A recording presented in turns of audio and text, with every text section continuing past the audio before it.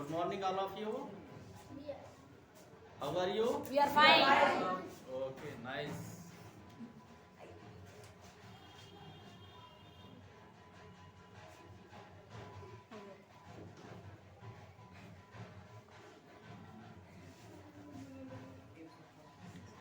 बेटा आज हम पढ़ेंगे past continuous tense. Past continuous tense present continuous tense की तरह ही होता है। अंतर इतना ही है कि प्रेजेंट कॉन्टिन्यूअस टेंस के हिंदी वाक्य के अंत में रहा है, रही है, रहे हैं आता है, जबकि पास्ट कॉन्टिन्यूअस टेंस के हिंदी वाक्य के अंत में रहा था, रही थी, रहे थे आता है। चलिए देखते हैं।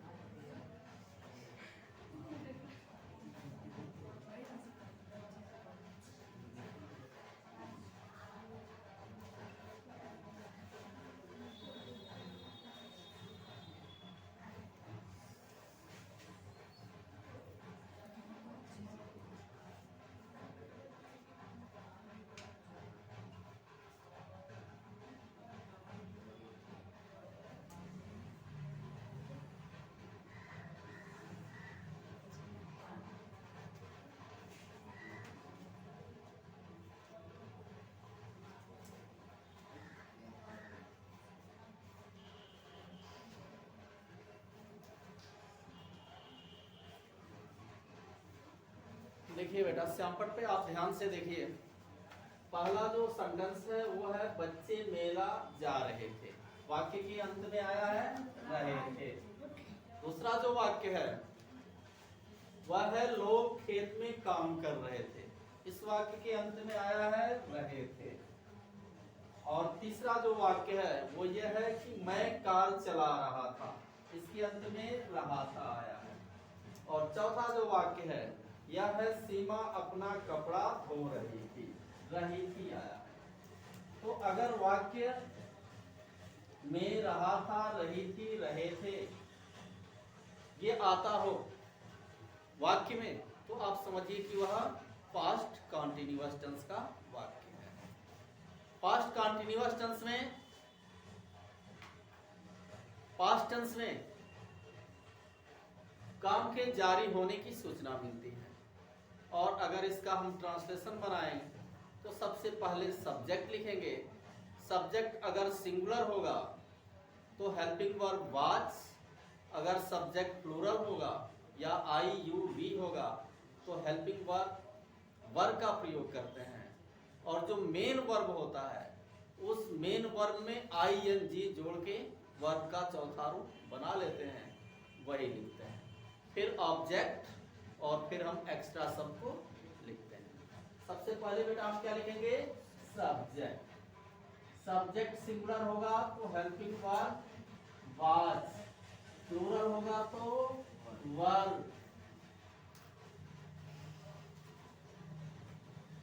फिर वर्ब का चौथा रूप आईएनजी वाला, और फिर ऑब्जेक्ट, फिर एक्स्ट्रा सब। ये रूल है। सबसे पहले सब्जेक्ट, फिर वाज, सब्जेक्ट सिंगुलर होगा तो वाज, प्लूरल होगा तो वर, फिर वर्ब का चौथा रूप आईएनजी वाला, फिर ऑब्जेक्ट, फिर एक्स्ट्रा सब। एक बात ध्यान में रखना यह है कि आई के साथ हम वाज का प्रयोग करते हैं, जबकि वी, यू और दे के साथ वर का प्रयोग करते हैं। चलिए बनाते हैं। पहला सेंटेंस है बच्चे मेला जा रहे थे, तो बच्चे की अंग्रेजी चिल्ड्रन। चिल्ड्रन चिल्ड्रन चूंकि प्लूरल है, बहुवचन है, इसलिए इसके साथ हेल्पिंग वर्ब वर्क का प्रयोग करेंगे। चिल्ड्रन वर्क, फिर वर्ब लिखेंगे गो और उसमें आईएनजी जोड़ेंगे। गोइंग टू, कहाँ जा रहे थे बेटा? फेयर जा रहे थे, मेला जा रहे थे। इसका ट्रांसलेशन हो गया children were going to fair. Children were going to fair. इसी नियम से हम दूसरे सेंटेंस को बनाते हैं। इसका सब्जेक्ट है लोग, पीपल, बहुवचन में है ये, तो लिखेंगे पीपल। People were. क्रिया लिखेंगे, क्रिया है काम कर रहे थे, वर्किंग, WORKING, वर्किंग। कहाँ काम कर रहे थे? खेत में, इन द फील्ड।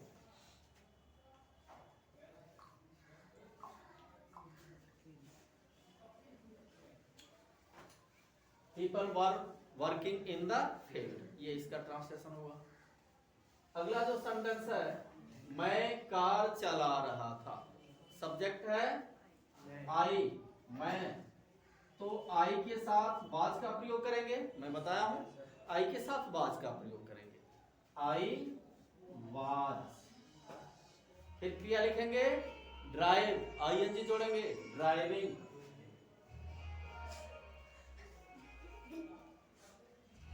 ड्राइविंग, क्या चला रहा था? Car. I was driving car. अगले सेंटेंस को हम बनाएं तो इसमें सब्जेक्ट है सीमा, सिंगुलर नंबर का है, तो लिखेंगे सीमा। सीमा सिंगुलर है इसलिए हेल्पिंग वर्ब वॉच। सीमा वॉच। क्रिया लिखेंगे धोना, वॉश, उसमें आईएनजी जोड़ेंगे, वॉशिंग। वॉशिंग, क्या धो रहे थे? अपना कपड़ा। तो अपना की अंग्रेजी क्या लिखेंगे? ये लड़की है, सीमा एक लड़की का नाम है ना, तो लिखेंगे हर क्लोथ्स।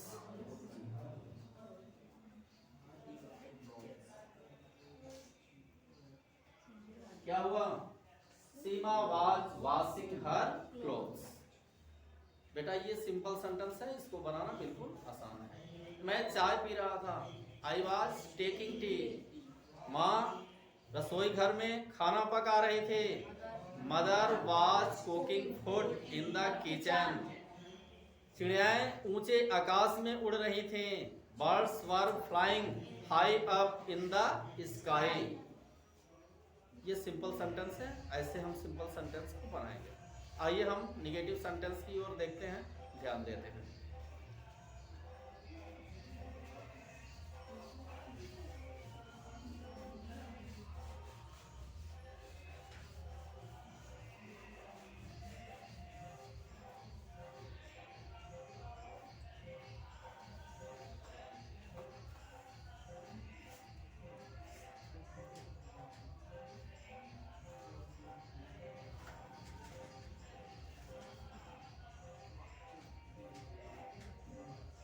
संतोष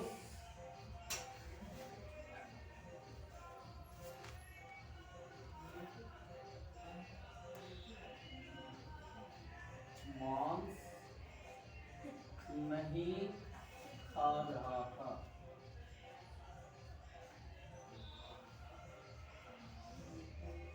संतोष नाम का कोई व्यक्ति है और उसके बारे में कहा जा रहा है कि वह मांस नहीं खा रहा था, मीट नहीं खा रहा था।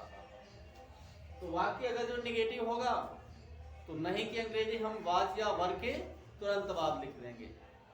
बाकी नियम वही सब रहेगा जो ऊपर लिखा गया है। नॉट लगाना है हमको, कहाँ लगाएंगे? वाज या वर के बाद। चलिए बनाइए। संतोष,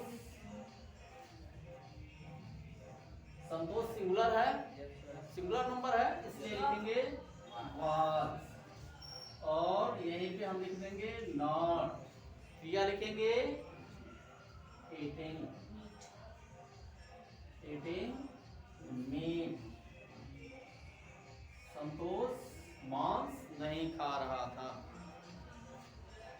दीपक कविता नहीं लिख रहा था। Deepak was not writing the poem. अध्यापक अंग्रेजी नहीं पढ़ा रहे थे। Teacher was not teaching English. मैं क्लास में नहीं हंस रहा था। I was not laughing in the class. मेढक कुएं में नहीं कूद रहे थे। Frogs were not jumping into the well. इनका प्रयोग नहीं करेंगे, इनटू का प्रयोग करेंगे, क्योंकि वो मेढक गतिशील स्थिति में है, बाहर से जो है अंदर की तरफ कुएं में जा रहा है, इसलिए इनटू लिखेंगे। ओके, आइए हम अब इंट्रोगेटिव सेंटेंस को देखते हैं।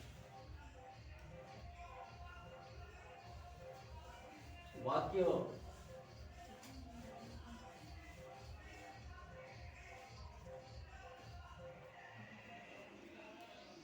क्या वह अपने भाई को बुला रही थी?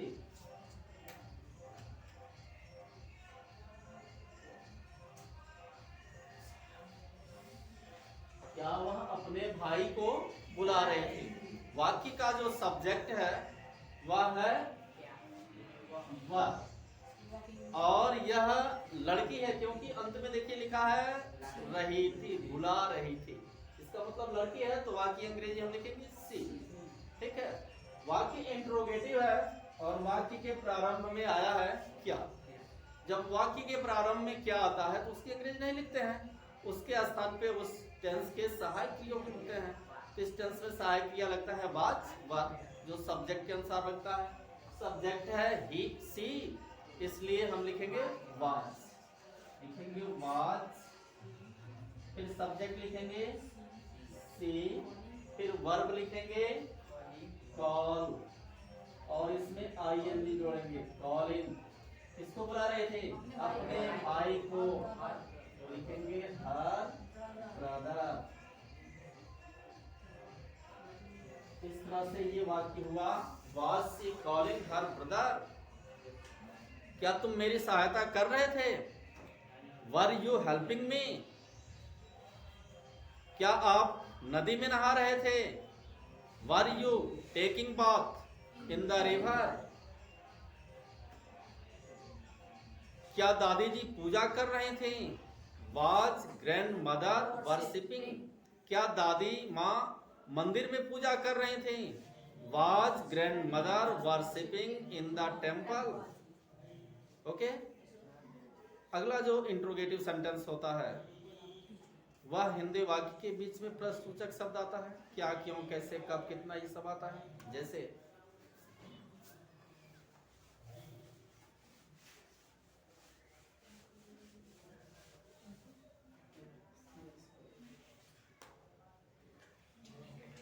राजकुमार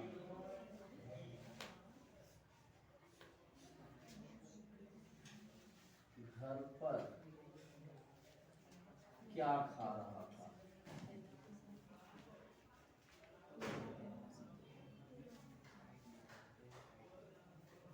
राजकुमार घर पर क्या खा रहा था, इंट्रोगेटिव सेंटेंस है, और हिंदी वाक्य के बीच में प्रश्नसूचक शब्द आया है।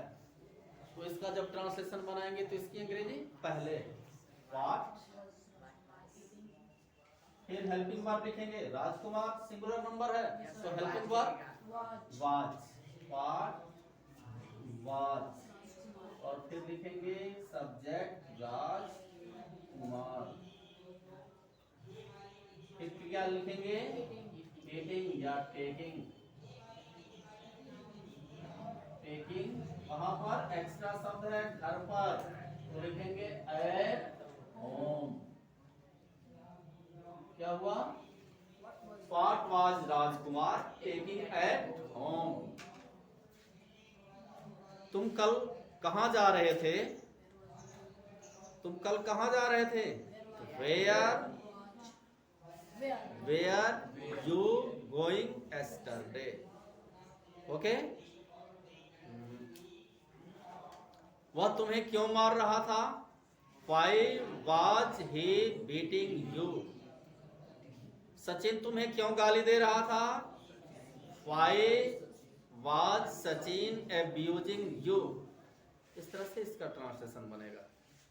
अगला जो इंट्रोगेटिव सेंटेंस है जिसमें कितना, कितनी, कितने शब्द आता है, तो मैं बता चुका हूं कि कितना, कितनी, कितने के बाद कोई ना कोई नाउन आता है, तो उस कितना, कितनी, कितनी, कितने की अंग्रेजी लिखने के बाद उस नाउन को लिख लेते हैं, और उस नाउन को लिखने के बाद हेल्पिंग वर्ब का प्रयोग करते हैं। जैसे कितने बच्चे, हाउ मेनी चिल्ड्रन, कितनी गायें, हाउ मेनी काउज, कितना पानी, हाउ मच वाटर, और कितना तेल, हाउ मच ऑयल। ठीक है, चलिए देखते हैं।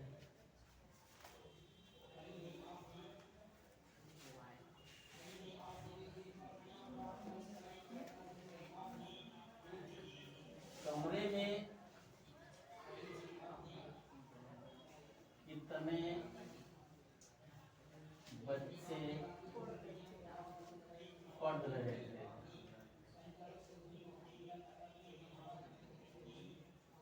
कमरे में कितने बच्चे पढ़ रहे थे? कितने फिर बच्चे, तो कितने की अंग्रेजी हम क्या लिखेंगे? हाउ मेनी फिर चिल्ड्रन या boys. How many, how many children were reading, कहाँ पढ़ रहे थे? In the room, in the room. हो गया, how many children were reading in the room. आसान है।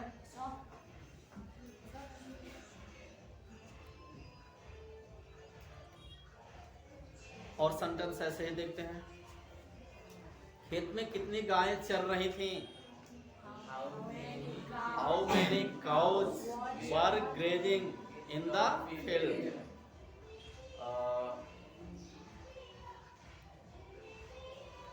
Okay, thanks, nice, bye.